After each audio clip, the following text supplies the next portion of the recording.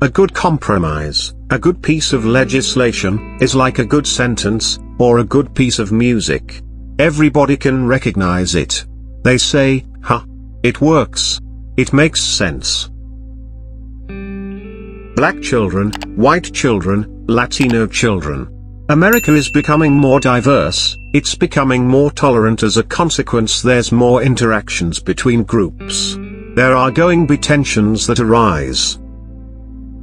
Civility also requires relearning how to disagree without being disagreeable. Surely you can question my policies without questioning my faith or, for that matter, my citizenship. Every single one of you has something that you're good at. Every single one of you has something to offer. And you have a responsibility to yourself to discover what that is. But what we can do, as flawed as we are, is still see God in other people, and do our best to help them find their own grace. That's what I strive to do, that's what I pray to do every day. For the sake of our children and our future, we must do more to combat climate change. Having the United Kingdom in the European Union gives us much greater confidence about the strength of the transatlantic union and is part of the cornerstone of institutions built after World War II that has made the world safer and more prosperous.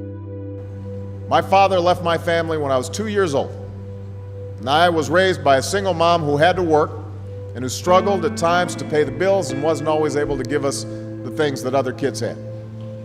There were times when I missed having a father in my life.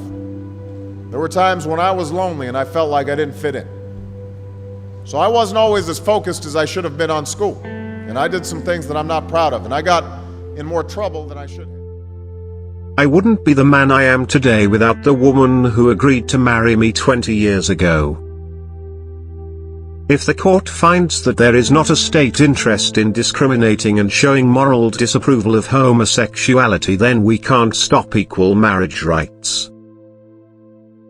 In Texas, we hold very dear to intrusions against our personal liberty.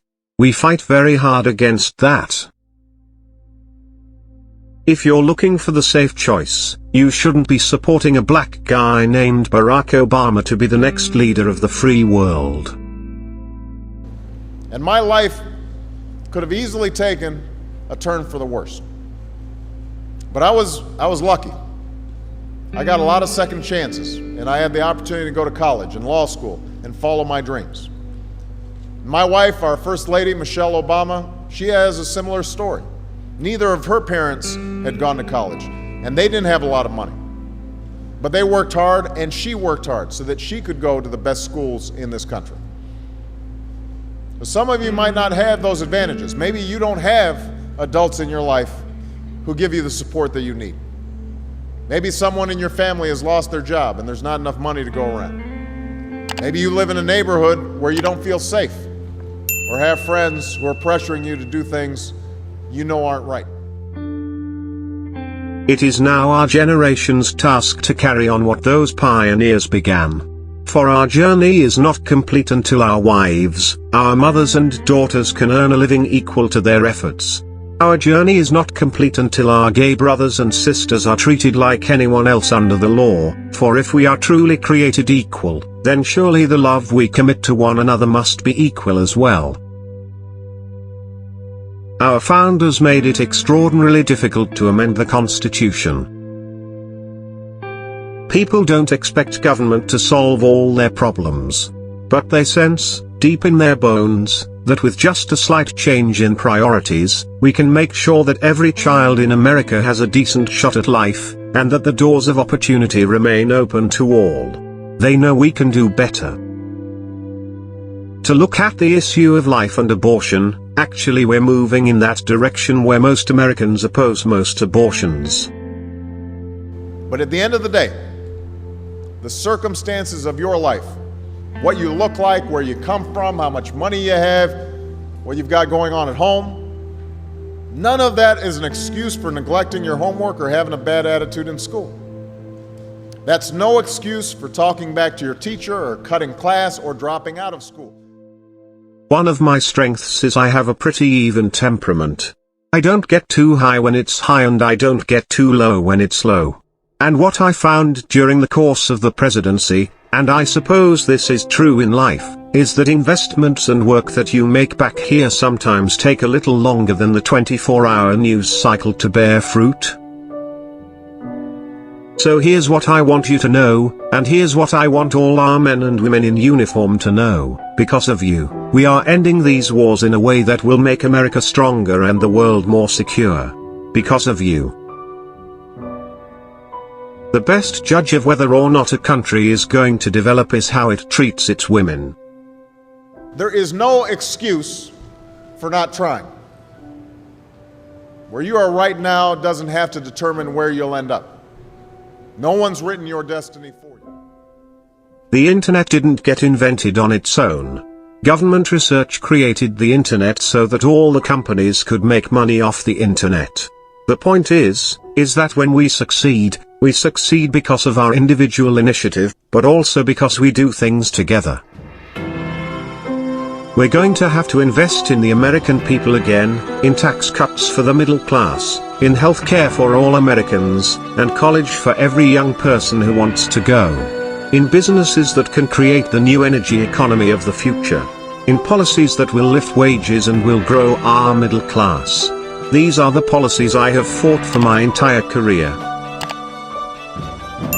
The most frustrated and most stymied it is the fact that the United States of America is the one advanced nation on earth in which we do not have sufficient common sense, gun safety laws. Even in the face of repeated mass killings. But whatever you resolve to do, I want you to commit to it. I want you to really work at it. I know that sometimes you get that sense from TV that you can be rich and successful without any hard work. That your ticket to success is through rapping or basketball or being a reality TV star. Chances are you're not going to be any of those things. The truth is, being successful is hard. The notion that we can control the flow of information is obsolete. Winston Churchill used to say that we, Americans, try every other option before we finally do the right thing. After everything else is exhausted, we eventually do the right thing, and I think that's true for Congress as well. And it's important for Americans to remember that politics has always been messy. The United States is not, and never will be, at war with Islam. You won't love every subject that you study. You won't click with every teacher that you have. Not every homework assignment will seem completely relevant to your life right at this minute. The number of Americans killed since 9/11 by terrorism, it's less than 100. If you look at the number that have been killed by gun violence, it's in the tens of thousands. And for us not to be able to resolve that issue has been something that is distressing. What is certainly true is that the United States has to have a presence to promote the values that we care about. There was never a promise that race relations in America would be entirely resolved during my presidency or anybody's presidency. I mean, this has been a running thread, and fault line in American life and American politics since its founding. And you won't necessarily succeed at everything the first time you try.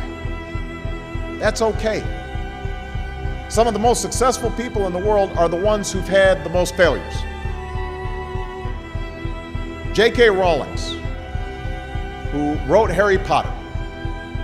Her first Harry Potter book was rejected 12 times before it was finally published.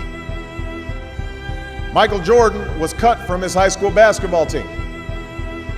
He lost hundreds of games and missed thousands of shots during his career, but he once said, "I have failed over and over and over again in my life, and that's why I succeed."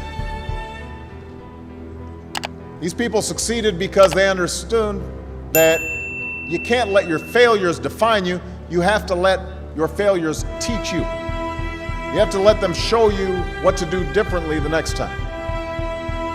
So if you get into trouble, that doesn't mean you're a troublemaker. It means you need to try harder to act right. If you get a bad grade, that doesn't mean you're stupid. It just means you need to spend more time studying. No one's born being good at all things.